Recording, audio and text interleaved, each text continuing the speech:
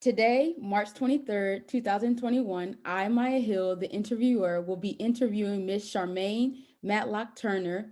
The location is over Zoom. This interview will be for the Black Student Alumni Oral History Project. So welcome, Ms. Sharmain. Thank you so much for taking the time to be interviewed today for this project. So just to jump in to a little bit about yourself. So could you tell us when you were born and where you're from?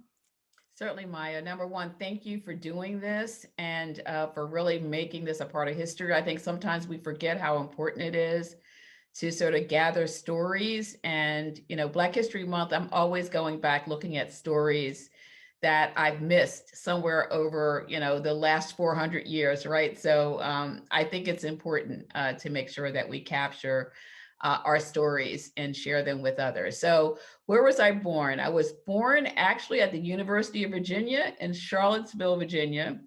My mother's family and my dad's family are both from that area, a little bit outside of the city of Charlottesville, or the town as it was known when I was growing up, in a little area called North Garden, Virginia, and Sand Road, Virginia.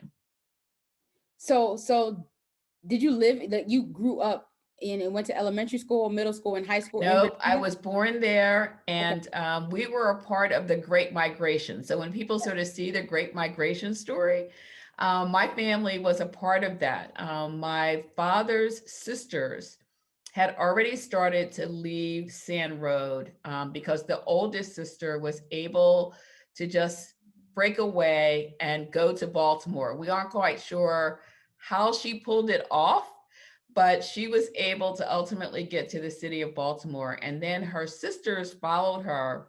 And then ultimately, my mom and dad came to Baltimore as well. So we were all like in a little enclave there in Baltimore. And then ultimately, we ended up in Philadelphia. But the first stop along the trail for us was from Charlottesville to Baltimore, Maryland.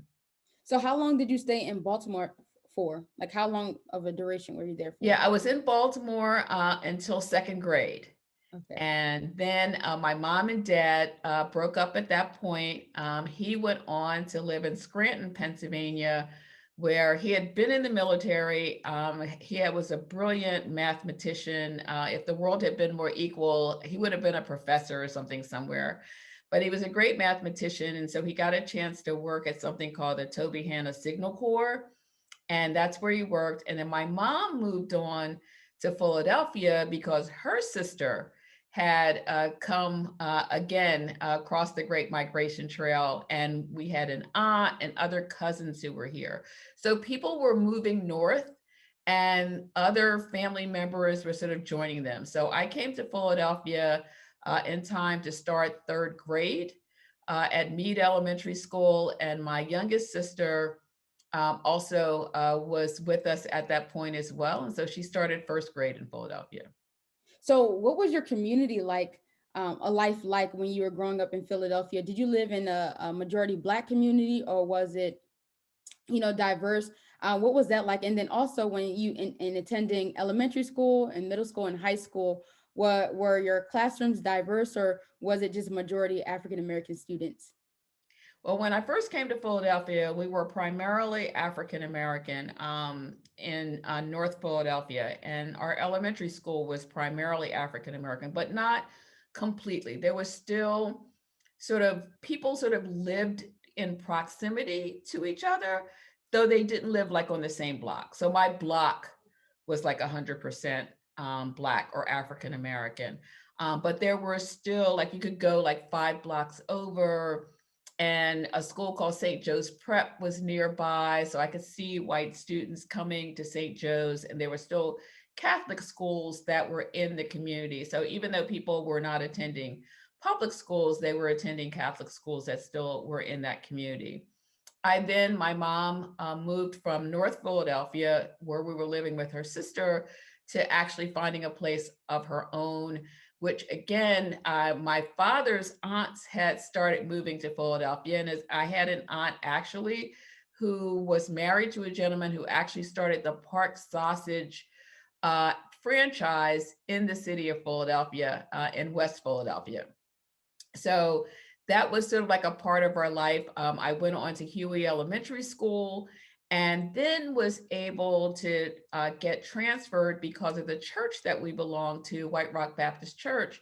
I was able to get transferred for the first time to an integrated middle school, Mhm. which was Shaw Junior High. And so that was the first time I'd really gone to school with Black and white students. And though, we still sort of like, even though we might have been in class together, our networks were pretty much Black and or white. Mhm. So in your time in your youthful age, before going to college, did you experience any forms of discrimination that you remember that kind of caused you to think like, do I belong here or where do I fit in? And how did your mom kind of help you, if in fact that was the case for you? How did your mom or your aunts or your family members kind of help you address those different issues? Because it was a racial tension during that time. So how did you navigate through that if in fact you experienced any form of discrimination? Right. I didn't really feel, clear forms of discrimination as I was sort of living in Philadelphia because my world was pretty small and was primarily African American. So I went to an African American church. That was pretty much my social network, my religious network. The people that I met in junior high and high school, like we formed our own club. So even though I went to Shaw Junior High, I then went on to West Philadelphia High School, which was primarily African American. I was, a majorette. So I had a chance to really have a pretty social life, but my community was small. So I don't remember at that time in Philadelphia having issues where I sort of felt as if there was something wrong. I just sort of felt as if my world seemed kind of small. And I would always be sort of like saying to my mom, look, I want to get on my bike and ride to 69th Street. And she would go like, no, you can't go there. And I would go, why? She said, because you have to stay closer to the community. She wouldn't say you can't go there because it's primarily white and it might be dangerous. It Mhm. was that you should stay within this part of your community. But I do remember when I went to Virginia. So every summer I went to Charlottesville to visit with my grandparents where I was born.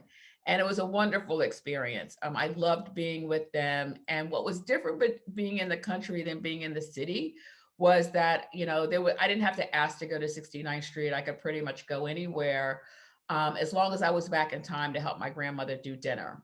And so I got a chance to roam the mountains, the hills, and it was such a freeing experience. I always tell people I think the reason I was able and willing to even consider Penn State, which I knew nothing about, was that I had a chance every summer to explore the world in a way that a lot of kids in our community never did. They were on 5 blocks, and that's you sort of stayed within ultimately that space.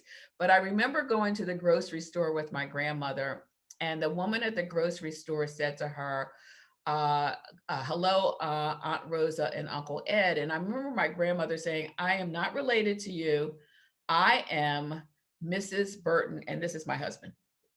So that was the first time I think I sort of understood race in a very direct, personal way. I mean, we would go in town. We weren't allowed to eat at what was then called the Five and Dime store, but we had what was known as Vinegar Hill, our own restaurants.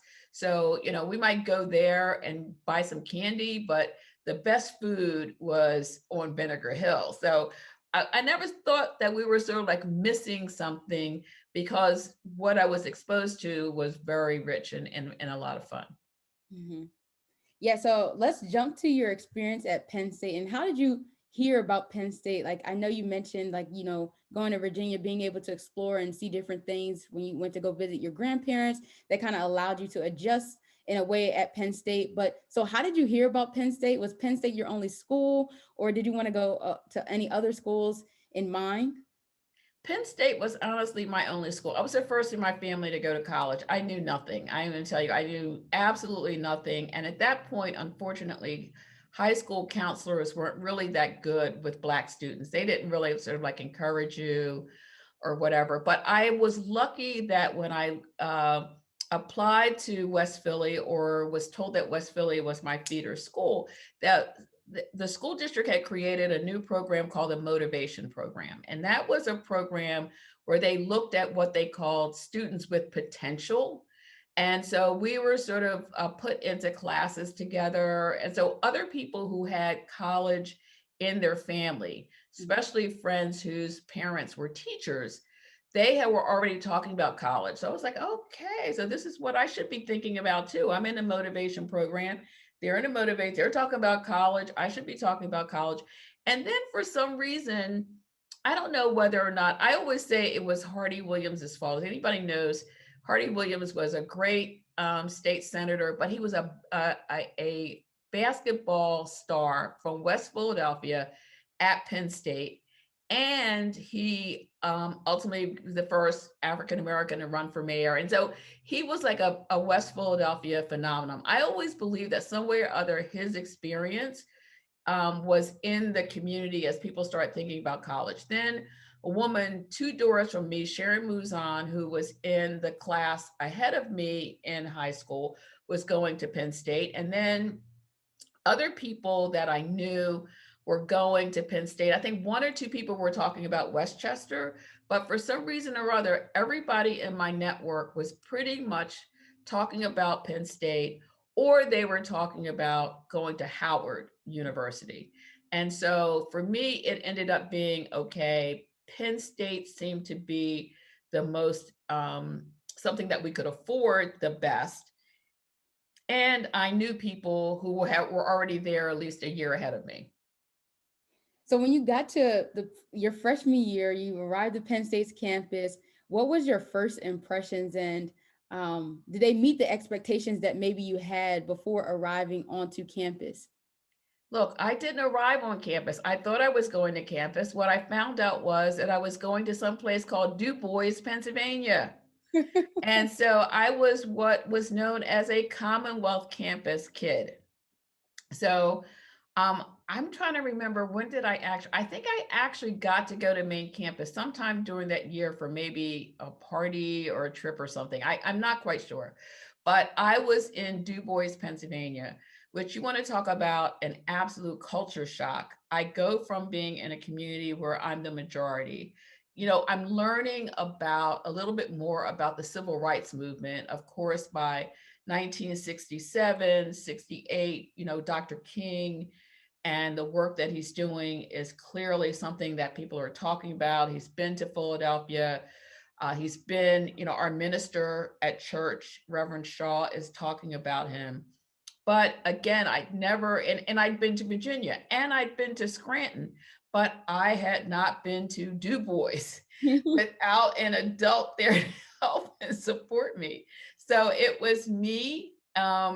As a matter of fact, my cousin from Pittsburgh, which was like really weird, and then 5 or 6 other Black students from Philadelphia and/or Pittsburgh were on the Du Bois campus. So that was my first Penn State experience.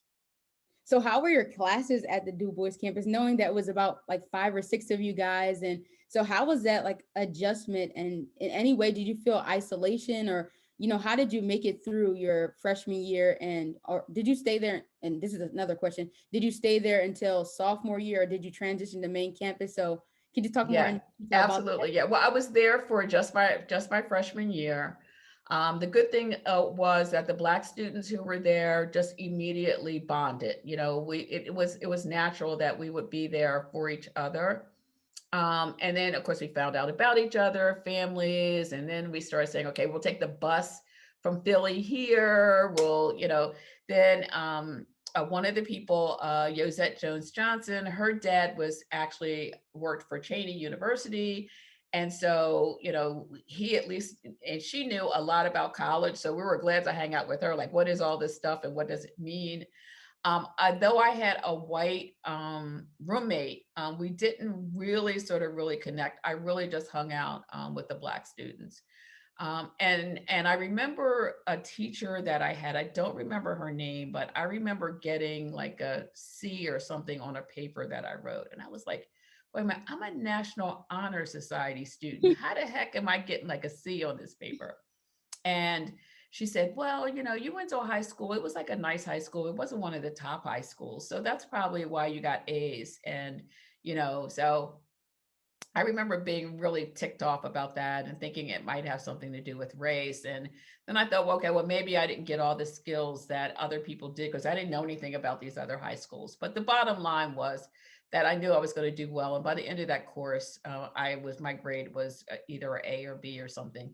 So, but it still sort of felt a little weird. But it was what was interesting. The two things I remember from that year: one, it was the year that Guess Who's Coming to Dinner came out with Sidney Poitier. And it was at the movie theater in this town of Du Bois. And I remember seeing it there. And I don't remember seeing maybe a couple white people at all in the entire theater when I went. And then the tragic time was, of course, that April Dr. King was assassinated. And that really, as the kids might say today, woke us all up about what was really going on. Here is the peacemaker who is trying to deal with this, a whole issue of racism and marginalization and hate, and he's killed. And so now we're like, okay, we got to get active. We've got to be paying attention to what's going on. We had a demonstration in Du Bois, and we were able to get some white allies to join with us. So we might have had like about 20 students. People in the town spit on us as we walked through town. We also, because all of us were a part of churches, in our hometowns, we had found a church there, and there had been people from like a country club or something who sort of said, okay, we want to be there to help the Black students who are in Du Bois. And so we go to church, and the minister says, well, I'm really sorry that Dr. King was assassinated, but this is what happens to communists in America. This is the minister. So we stand up in mass and leave. And I think that's at the time when we realized that between that and the demonstration, that we needed to be active. It wasn't just enough for us to understand or think or read about what was going on. We needed to be active in being a part of the driving change. So Du Bois got us all sort of saying, okay, we're going to do whatever we need to do. This stuff is going on main campus when we get there next year. We're going to be a part of the action. Mm-hmm. Wow. Wow. Yeah, I don't have anything to say, but I do want to kind of transition into student activism. So when you do get to main campus, your sophomore semester, but before that, what was your major, and how did you decide your major? My major was education. I have no clue. It was the only thing I knew. Okay. I knew people were teachers. So I said, okay, I'll be a teacher. I had like no, as a matter of fact, someone gave me like a test or something and told me I should be a gym teacher. So I said, okay, now why is it that I should be a gym teacher? Like I'm not, yeah, I like to play softball, but I'm not like a super athlete kind of person. So I don't know if that had a racial overtone or not, but that's what I was told, that I would be really good as a gym teacher. But anyway, that's all I knew at the time. I said, okay, put me down to be a teacher. That's fine. Okay. So, all right, jumping to student activism. So you arrived, what was that, summer or fall of 68? Yeah, I arrived sort of like summer. There was an Upward Bound program that I participated in during the summer. And it was sort of like and it was fun. And I actually did get a chance to actually not only meet, but to spend some time with some of the white students because I was in the Upward Bound program. So that was sort of like my summer getting ready for my first year in Happy Valley, USA. Yeah, so you get to Happy Valley. We're going to use that term. You get to Happy Valley, and what were some of the things that you noticed that were similar to the Du Bois campus, or what were some things that you noticed were different, especially when it came to the Black community, noting that it was about 250 African American students at the time, amongst 25,000 white students. So how was that adjustment, and kind of like how did you find your placement amongst all of the people at the university? 250 versus 6. Oh my God, I'm in heaven. Look, I mean, you get to main campus. What do they talk about as soon as you get there? Football, football, football. Fall was Penn State football. So everybody was talking about football. I knew very little other than the fact that I'd been a majorette in high school. So that got me to the football game. So I knew a little bit about football, but everybody talked about football. The campus was huge. I lived in East Halls, I guess is what it was called.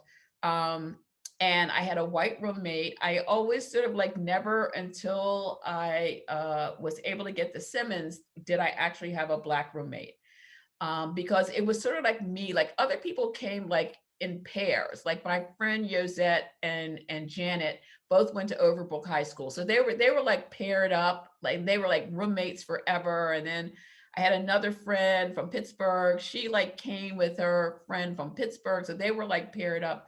I was always the one who was like, it was just me. Mhm. So I just ended up, wherever they put me. And so it was East Hall. So it was like really strange. But immediately, my friend Yosette's mother had been a Delta. So, we immediately were like being rushed, as they said, by the sorority. So we get there and people are saying, okay, are you going to pledge? You're going to pledge. And we're like talking and we're like, yeah, we're going to pledge Delta. And no, we're not going to do AKAs. We're going to do Delta. And then, of course, there were now people from my high school, guys and women that I knew who were on campus. So now my next door neighbor down the street, I could see Sharon, I could see Harry, who was, I think, had already pledged like the Qs or something, maybe like the year before. So now there are people that I kind of know and have known from high school that I can sort of connect with. Mhm. So I am going to come back to the social life with sorority life and how that kind of helped a lot of African American students at that time kind of adjust and survive on campus. But I kind of want to ask and still focus a little bit on student activism. So you were a part of BSU, and after an incident that happened, BSU, Black Student Union, which was originally the Douglas Association. So you were a part of that organization, and after the arrest of two of the lead people, they you were asked to be the spokesperson, and you were asked to give a speech. So what was that like, and how did you feel like, in that position, noting that you may be the next leader of the organization, and kind of like seen as a activist, if in fact you described or you see yourself or saw yourself as that during the time? Yeah, I never saw myself in a leadership role. I always saw myself as being a part of a movement or a part of activities. It was sort of like, what we did is we did a lot of talking and learning, because here, like, we're learning all of this. It's not like we were in school, high school or college, or families that sort of sat down and you sort of knew, as we do now, the 400 years of African American history. Slavery was a shameful thing if you were Black. Like, so parents and grandparents, they didn't really talk about that because that wasn't something they felt as if, for whatever reason, it must have been their fault that happened. So the kind of knowledge that you would have gotten over time to really sort of understand what was going on, we're like learning and doing at the same time. So today they use a phrase like build a plane, fly the plane, right, at the same time. So that's really what it ultimately was for us. We were learning at the same time. So something would happen. We would see a truck, we would like be on our way ready to go to a party. And because that was, I mean, first and foremost, it was a time to finally get to some good parties. And we would see, someone would say, did you see that truck going down the road? They have guns in the back of that truck. Do you think, that sounds dangerous? And people would like go, yeah. And then people were like going, okay, do you know about the Black Panthers and what's going on with them and what's going on in other places? And do you know about the demonstrations? And of course, we're starting to see the demonstrations against the war, and we're knowing, how many Black people from our communities are in the war. So we're sort of like learning and absorbing what's going on. And so we're starting to ask questions of teachers, of advisors, about, what's happening. Why is it that we don't have any Black books in this course? Or why is it that this is not going on? And so we realized that we ultimately need to begin to respond to this. And that's ultimately what we need to write about it. We need to ask questions. We need to say, why are there no Black students here? And why do you have, I remember the conversation we had about why are all the football players, why do you keep the Black football players away from Black students on campus? Like they would be in their own dorm kind of. It was like, oh, they have to go to bed at a certain time and eat a certain kind of food. And we were like, no, we're not buying that. You don't want them associated with us because we might, quote unquote, radicalize them as we're sort of learning about what the world really is. And so the issue was really sort of learning and responding. And there was this wonderful woman who was from West Philadelphia, who was a part, again, another West Philadelphia high school grad who was involved in the Douglas Association and in the whole sort of cultural movement. And she was a part of our sorority, Eleanor Green.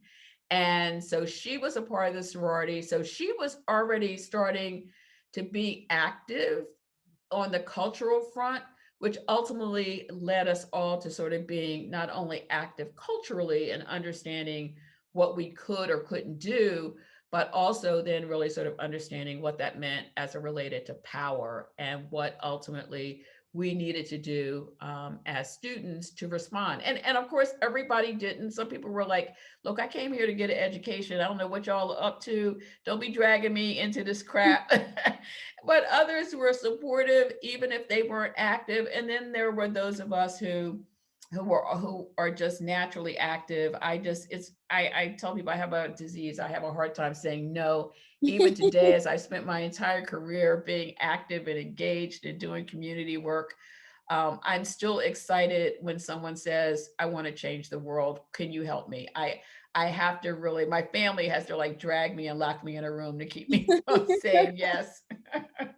I think maybe it's that teacher in you. I don't know. Maybe it's the teacher, Maybe, maybe they were right. I don't Yeah. know why. You might be right. Maybe that. Maybe Maybe it's a that is teacher or mentor that's that they saw in you from the beginning. No, but so just one more thing about student activism. Mhm. Can you describe maybe one or two specific events that kind of really changed your perspective on student activism and also gave you a greater a sense of what was going on in the the whole entire world at the time with racial tensions, and then how that was infiltrating within college campuses for Black students, even around other college campuses, because a lot of activism, as you mentioned, was going on college campuses at the time, and a lot of African American students were presenting demands, and all of these different things, similar things that Penn State was doing. And then you hear about Kent State when they shot Yes. for their students, Yes. and like all of these For Dead in Ohio. I played that song, Maya. I love the Isley Brothers version.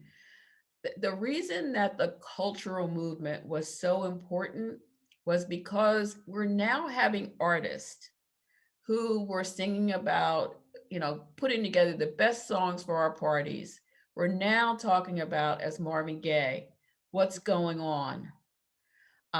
The Isley Brothers, who had the best love songs ever, were asking questions about For Dead in Ohio and Machine Gun.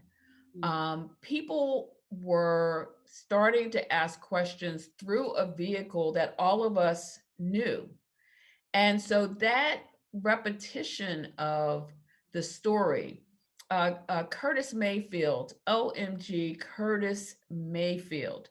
And then we're starting to see movies, that are reflecting these points of view, which, as I said before, Guess Who's Coming to Dinner was one of the first, but people are starting to ask questions about what's really going on and why are we still at this time not being treated equal, and why is it that there are only 250 Black students on this campus, and why is it that we don't have a Black studies program, and why is it that there aren't more Black teachers, And are we getting the grades that we should be getting? Are we being treated differently?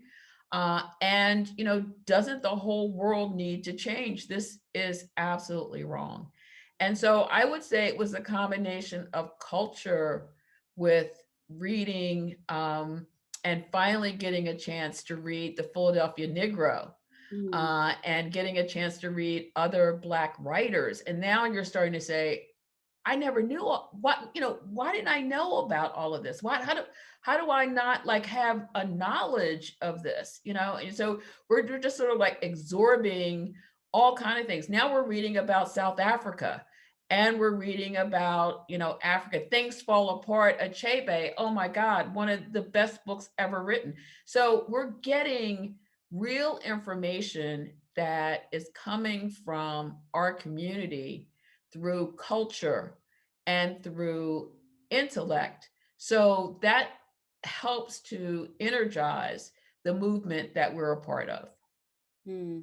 Yeah, I kind of think like, yeah, culture definitely does have a play. And even in my time of study in history and even in doing this project, seeing how kind of the culture aspect kind of had a play in how the movement continued to go forth, especially with youth activism and college student activism. So speaking about culture, you did more than just become an activist on campus and involved and be a spokesperson. You also had a social life. So just jumping into the social aspect, 1969 of spring of May actually, the Black Arts Fest. So how was that? What was the experience like? What did maybe a few takeaways that you got and how excited you were and yeah, maybe just describe that a little bit. Oh, it was absolutely fantastic. I mean, to bring all of those Black artists on campus. I have no idea how we did it, honestly. I would love, Maya, for you as a part of your research to figure out how the heck did we ultimately pull it off. But I know Eleanor Green and some of her friends were a part of it. But we had the James Brown, okay, on campus. I'm like on like backstage doing something, and James Brown is there. I mean, come on. I mean, and this is look, I grew up in Philly. I went to the Uptown and to the 52nd Street Theater where I saw these artists. But here we are being able to share with the world. And it wasn't just Black students who attended it. We were able to share this with the entire campus. It was absolutely phenomenal. I think it was one of the most important things that we did from a cultural point of view to say, look at what we love, Mhm. and really understanding. Like I had no clue how many white students really loved this music, and loved the artists who were there. Yeah, wow. Every time I hear about it and when I read about it and looked at the like different pictures, I'm like, wow, this needs to happen again. I know they have Arts Fest in July, but I'm pretty sure it's Yes, not the I know. You need it to be like right when now. everybody's on campus. That's like, right. Yeah, I'm like, That's it's like an aside. yeah. It's kind of the same thing. But also, were you involved in any other organizations? I know Miss Yosette kind of in her interview, she brought this up that said you were on the varsity cheerleading team in Du Bois. And so how was that? And then also Yes, were you yes, yes. involved Josette and I traveled Pennsylvania as varsity cheerleaders, and my one cousin from Pittsburgh, Larry Nelson, was on the basketball team. And so, yes, we were. I mean, like I told you, like someone says, "Okay, let's go, let's try this." Josette, come on, Sharmain, we can do this. I'm like, "What? Are you kidding me? Come on, come on. What can they do?" So, yes, we ended up being cheerleaders, two Black girls. Again, out of six people, three of them are involved in basketball. Now, I don't know how that happened, but we pulled it off. And it was definitely a lot of fun. And on main campus, being a pledging Delta was absolutely terrific. It was a lot of fun. Because we sort of like messed with the sisters, and we came up with like little things to get out of like some of their tricks, which was fun.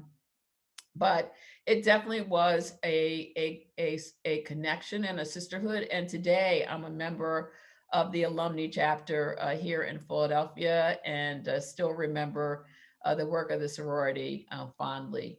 But definitely the relationships that I created there really relationships that I have for life. Our kids from that time, from those of us who were on the Talented 10 together, our kids are friends today. They talk on the phone with or without us.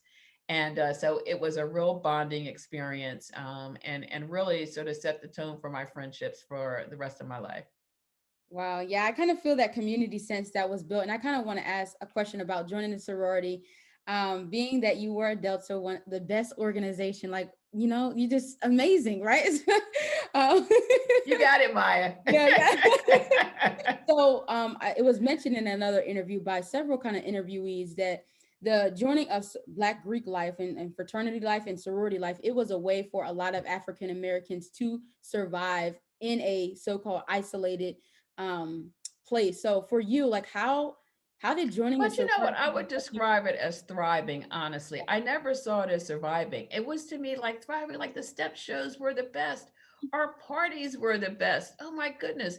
We had like real like sorority fraternity houses. I'm like, how did these people even get these buildings? I mean, it was great. I mean, I was on the Kappa court, with my girlfriend Carol Morrill, who I know you talked to.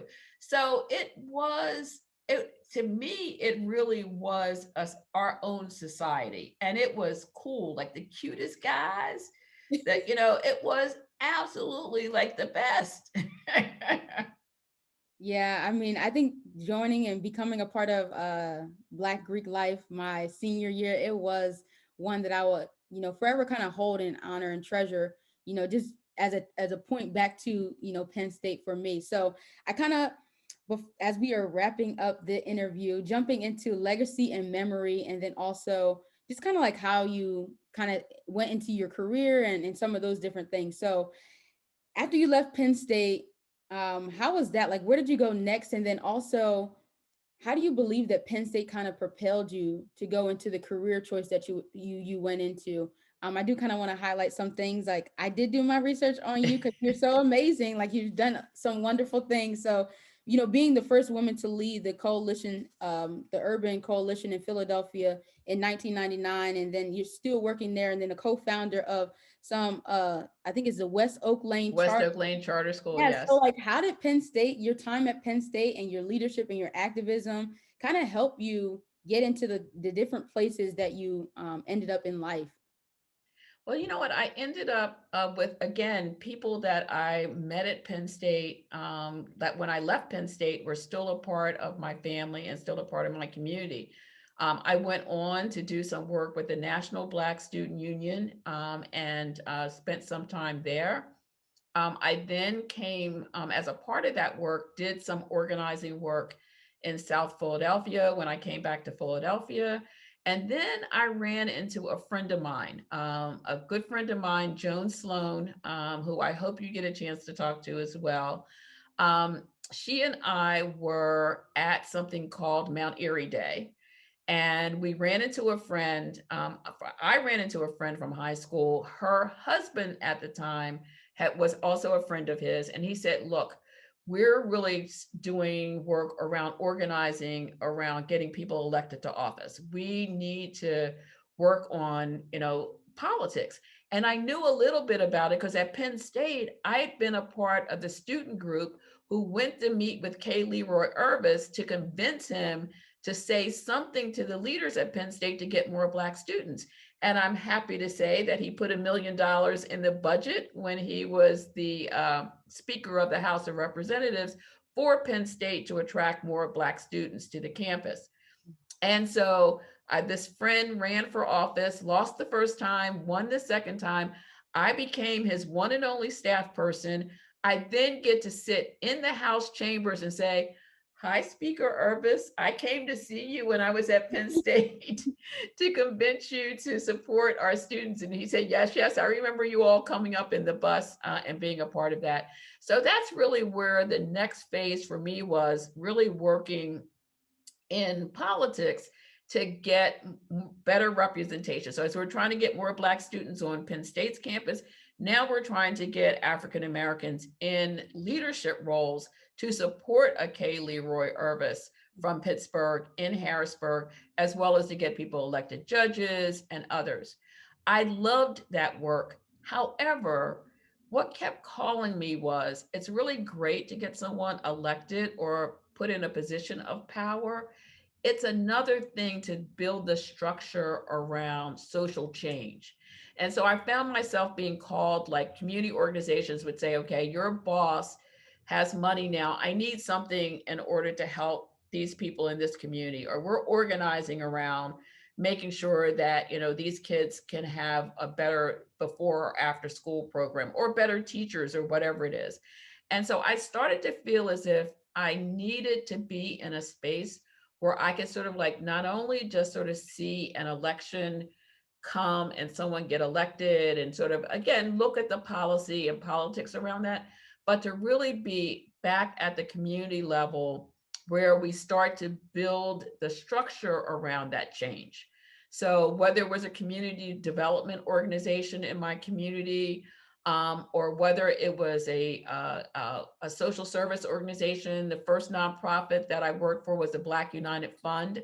I remember, I think the first argument I had was with people at an organization, a United Way, which I am now on the board of, to encourage them to do a better job of reaching out to the African American community. But I sort of felt that that's where I needed to be. I needed to be a part of building structure around change. And so the coalition, when I finally, a group of women came to me and said, Sharmain, we think you're the absolutely right person for this. I already told you all not to say no, right? So I said, okay, what's the worst that can happen? I'll throw my hat in the ring and see what happens.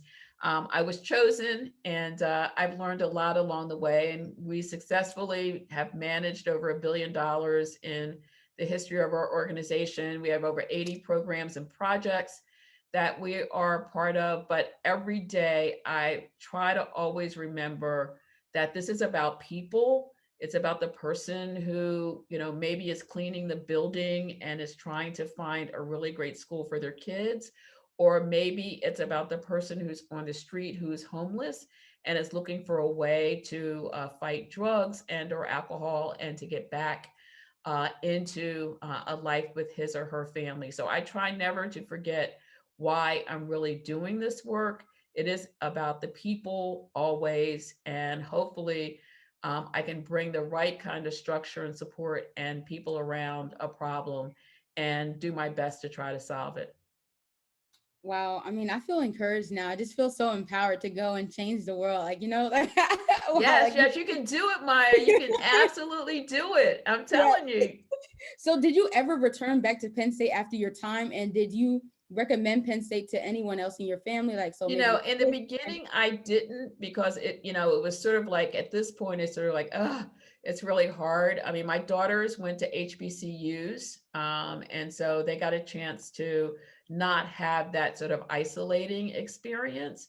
But I would definitely tell people, to go to Penn State. I think again, it's what you need your experience to be, and taxpayers put a lot of money up there, so we need to make sure that that's a choice Mm-hmm. that people can ultimately make. So yes, I've been back. We did like a reunion several years ago.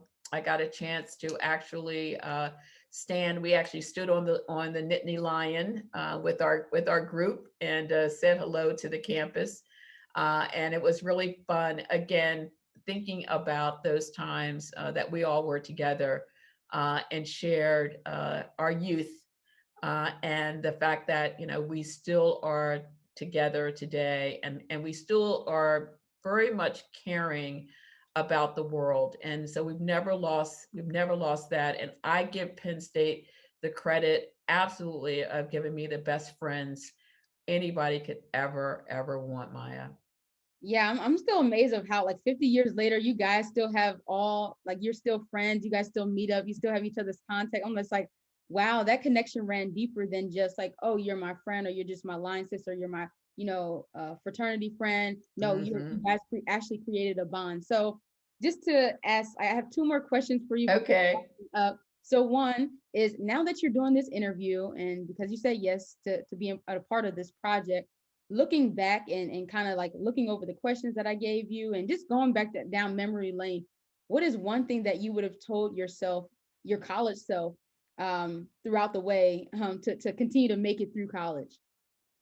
I think what I would have told myself was that you can do it.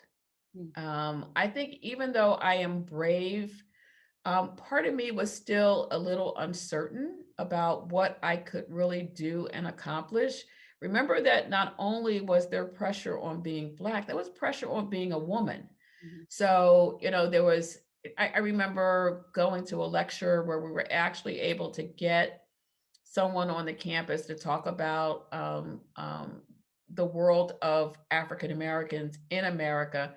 And I remember him saying, that Black women made the least amount of money than anybody else in society, and yet we worked extremely hard for that little bit of money. And so I think I just was, I wish I had known a little bit more. I wish I had sort of had maybe a little bit more mentoring in high school. So I would have sought out someone who could have given me a little bit more support. But other than that, I'm always been an explorer. Is there a hill over there? Let me try to cross it. Is there a river over there? Okay, where's the boat? There's just something that says, try, push, Mhm. find people who can go with you. I had a great boss once I got out of politics who said to me, he said, Sharmain, always ask yourself this one question: what's the worst that can happen? Mm. And once that was one of the most freeing statements anyone had ever said to me. So maybe that's what I would have said to my younger self.